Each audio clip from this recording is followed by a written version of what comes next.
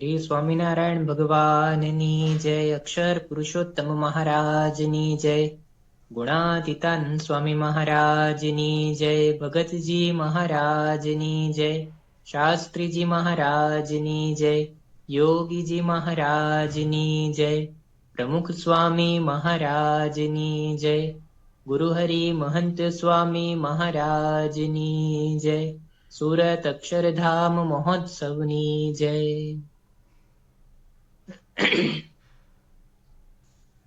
ગુરુ હરિ મહંત સ્વામી મહારાજની આજ્ઞાથી આપણે બધા રોજ 15 મિનિટ પ્રાપ્તિના વિચારના અભ્યાસમાં જોડાઈએ છીએ. હાલ બ્રહ્મ સ્વરૂપ શાસ્ત્રીજી મહારાજના જન્મદિવસ ઉપક્રમે આપણે શાસ્ત્રીજી મહારાજના ગુણો અને મહિમાનું ગાન કરી રહ્યા છીએ.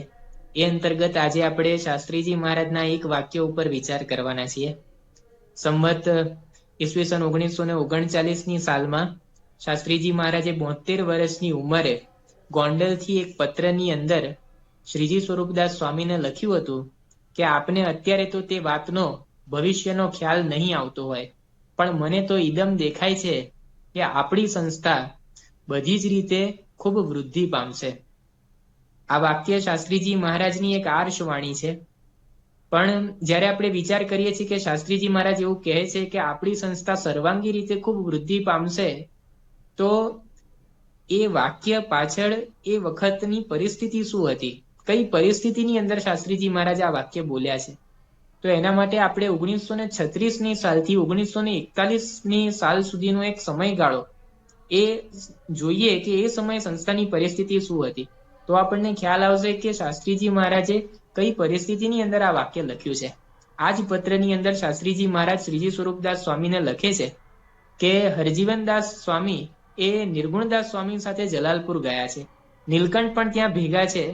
તે એન્જિન ચડાવીને બોચાસણ આવશે, તેથી અહીં કોઈ નથી.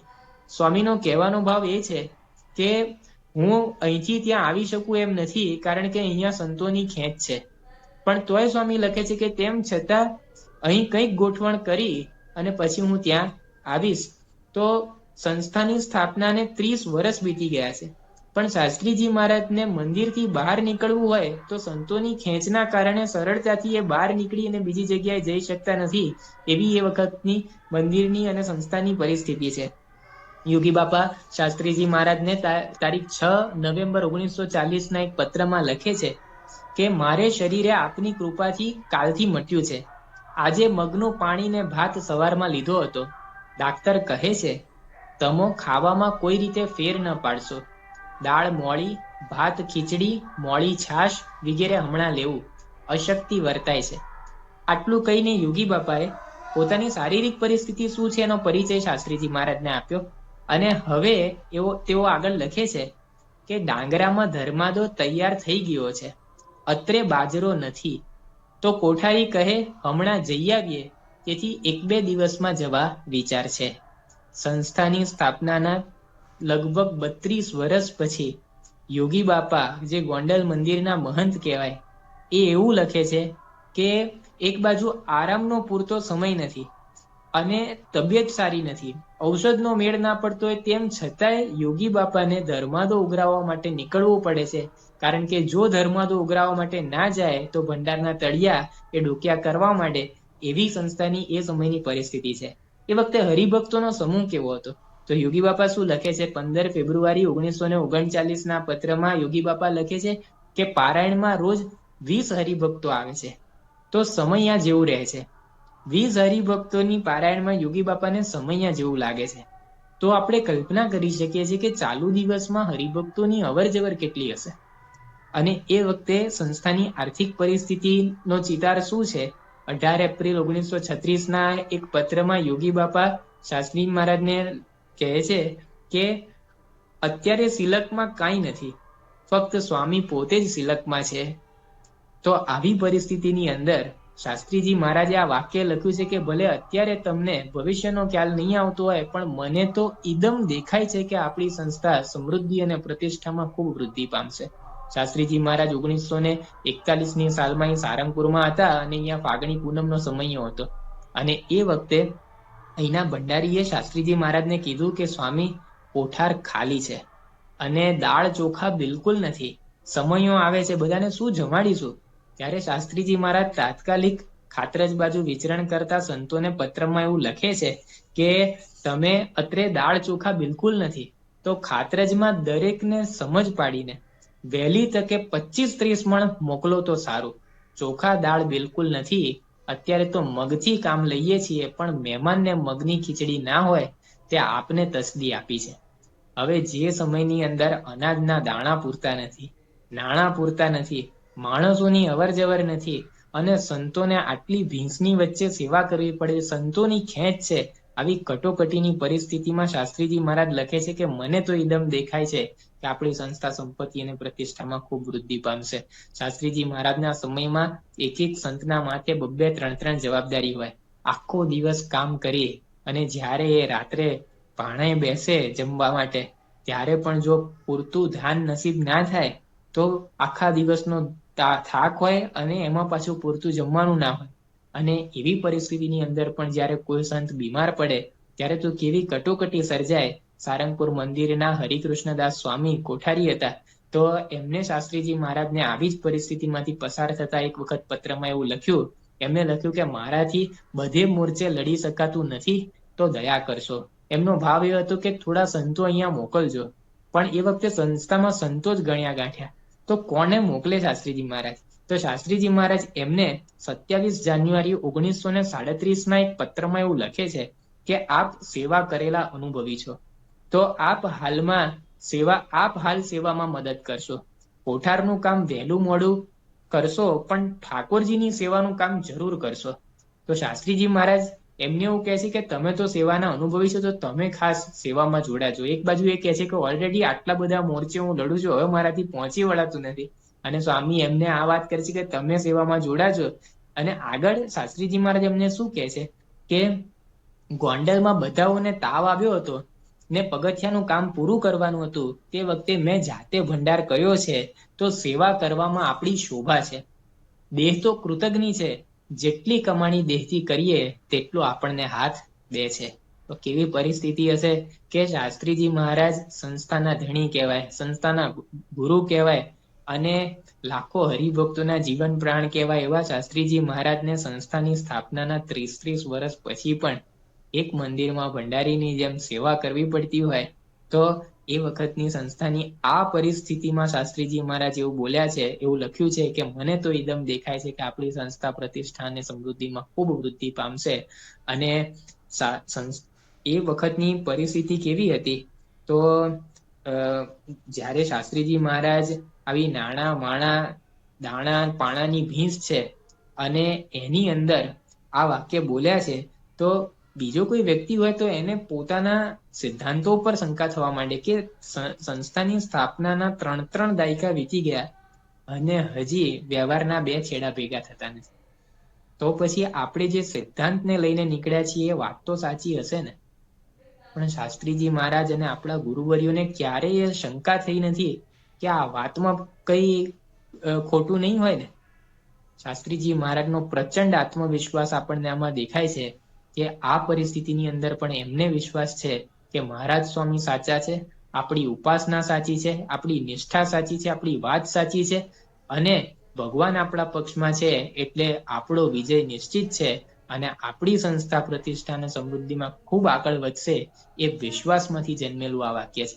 આ ખાલી શાસ્ત્રીજી મહારાજની આર્ષ દ્રષ્ટિમાંથી આવેલું વાક્ય નથી, પણ આ વાક્ય એ શાસ્ત્રીજી મહારાજની મહારાજ સ્વામી પ્રત્યેની અપ્રતિમ નિષ્ઠામાંથી પ્રગટ થયેલું વાક્ય છે કે મને તો ઈદમ દેખાય છે કે આપણી સંસ્થા સમૃદ્ધિ અને પ્રતિષ્ઠામાં ખૂબ વૃદ્ધિ પામશે, અને એ સત્ય થતું આજે આપણે બધા નજર સામે જોઈ રહ્યા છીએ.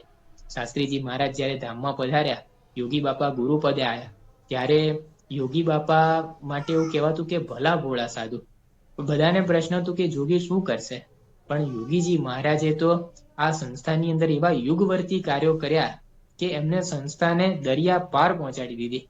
એ સમયની અંદર યોગીજી મહારાજે લંડન અને આફ્રિકાની અંદર મંદિરોનું નિર્માણ કરી દીધું, અને એ જોઈને બહુ મોટા ધર્મગુરુ કે જેઓ અંગ્રેજીની અંદર ત્યારે ભાષણો આપતા, પ્રવચનો કરતા, એમના વ્યાખ્યાનો સાંભળવા માટે મોટા મોટા અધિકારીઓ સામે બેસતા, દેશ વિદેશમાં ફરતા, એમને વાત કરી હતી કે અમે આટલા વખતથી દેશ પરદેશની અંદર પ્રવચનો કરીએ છીએ, વિચરણ કરીએ છીએ, પણ એક પોતાનું સ્થાન નથી કરી શકતા. અને યોગીજી મહારાજ એક સાધારણ દેખાતા સંત એમને આફ્રિકાના લંડનની અંદર મંદિરો કરી દીધા. તો યોગી બાપાએ આ સત્સંગને દરિયા પાર પહોંચાડ્યો. એક કવિએ લખ્યું છે કે યોગીજી મહારાજની વાણીમાં કેવી વાંસળી વાગી, કે ગામડે વાગી, ઝૂંપડે વાગી, મેલ મોલાતોમાં વાગી, ધરતી પર્વત ને દરિયાની આર પાર, આફ્રિકા ખંડમાં પહોંચી બાપા તારી વાણીમાં વાંસળી વાગી.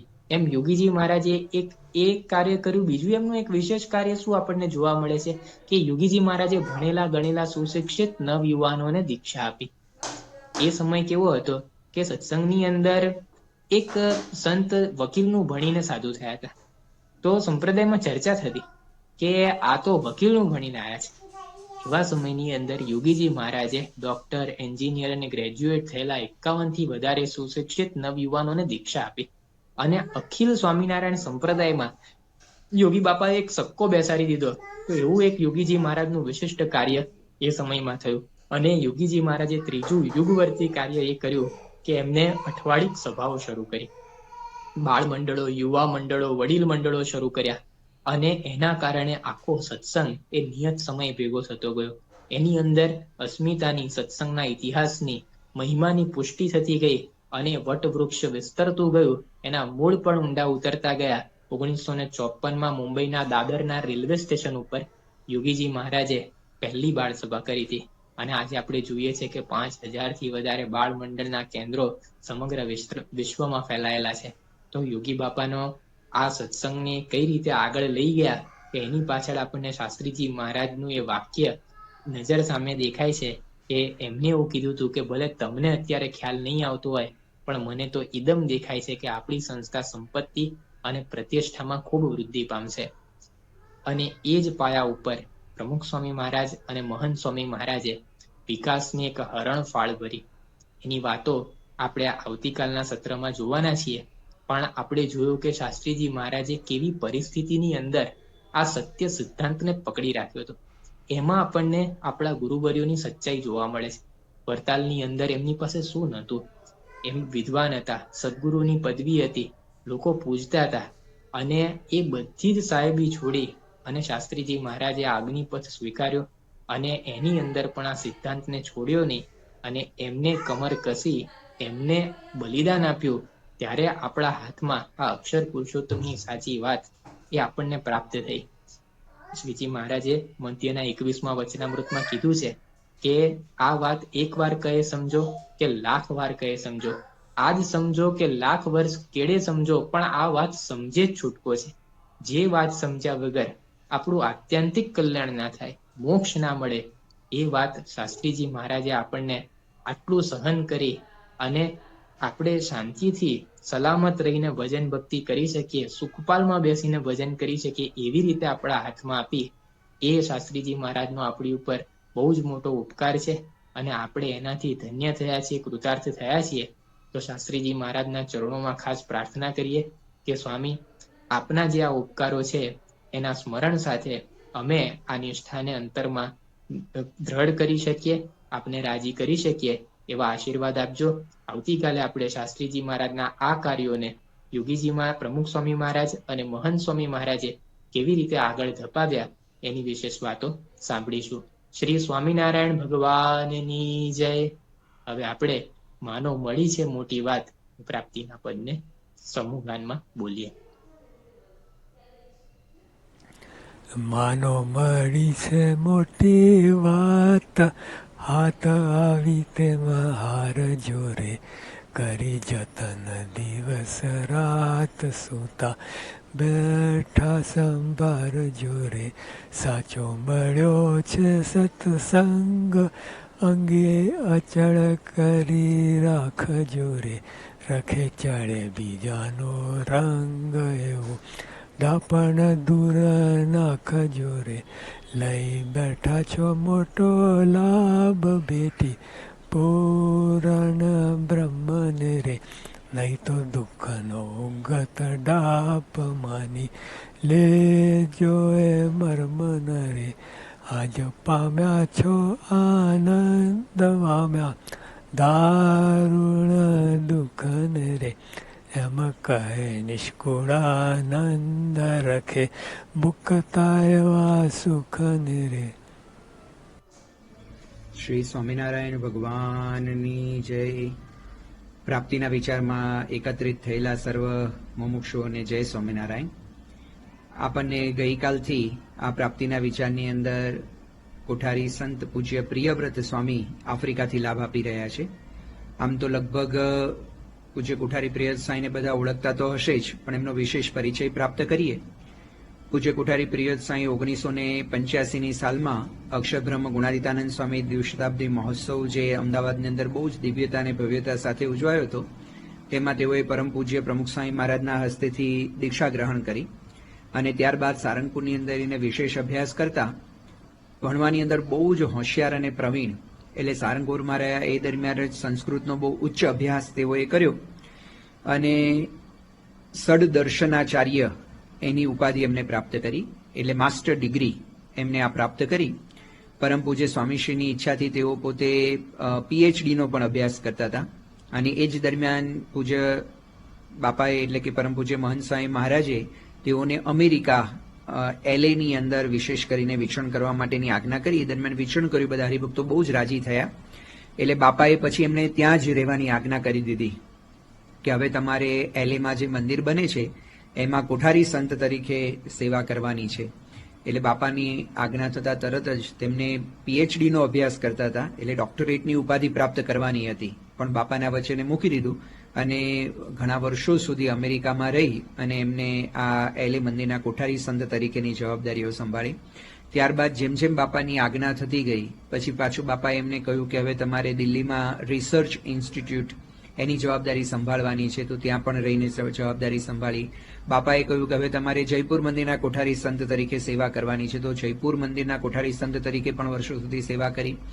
અને એ દરમિયાન ગુરુજી સંતોની ઈચ્છા હતી સારંગપુરમાં કે તેઓ સારંગપુરમાં રહીને વિશેષ વિદ્યાર્થીઓને અભ્યાસ કરાવે, તો થોડા સમય માટે લગભગ 8 મહિના માટે સારંગપુરમાં રહીને બધાને અભ્યાસ પણ કરાવતા.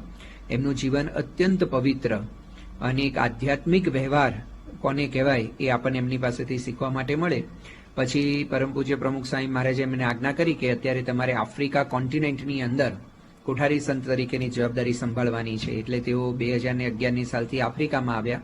અહીં તેઓએ ખૂબ વિચરણ કર્યું, ખૂબ ભીડા ભરેલું વિચરણ અત્યારે પણ કરી રહ્યા છે અને આખા સત્સંગ સમુદાયને એમની કથા વાર્તાનો લાભ મળે. આપણે સૌ જાણીએ છીએ કે પોતે બહુ જ જ્ઞાની છે, કારણ કે પૂર્વાશ્રમની અંદર એ પણ વાત કરી દઈએ, બ્રહ્મ સ્વરૂપ શાસ્ત્રીજી મહારાજના શિષ્ય હતા અંબાલાલ કાકા. એ અંબાલાલ કાકાના સીધા જ પૌત્ર એ કોઠારી પૂજ્ય પ્રિયવ્રત સ્વામી થાય. એટલે ગળથુથીમાંથી જ એમને આ સત્સંગના સંસ્કારો અને જ્ઞાન વારસો પ્રાપ્ત થયો હતો. એટલે અત્યારે પણ એમની કથા વાર્તાની અંદર આપણને એ વસ્તુનો અનુભવ થાય. અત્યારે હું અતિશયોક્તિ ન કરતો હોય તો સૌથી વધુ વચનામૃતના મર્મી અને જ્ઞાની હોય, એટલે વચનામૃત પર ખૂબ સારું જ્ઞાન ધરાવતા હોય એવા કોઠારી પૂજ્ય પ્રિયવ્રત સ્વામી છે. આવા જ વિશિષ્ટ પ્રસંગો સાંભળવા માટે કૃપા કરીને લાઇક કરો, તમારા વિચારો કમેન્ટમાં શેર કરો અને અમારી ચેનલને સબસ્ક્રાઇબ કરવાનું ભૂલશો નહીં.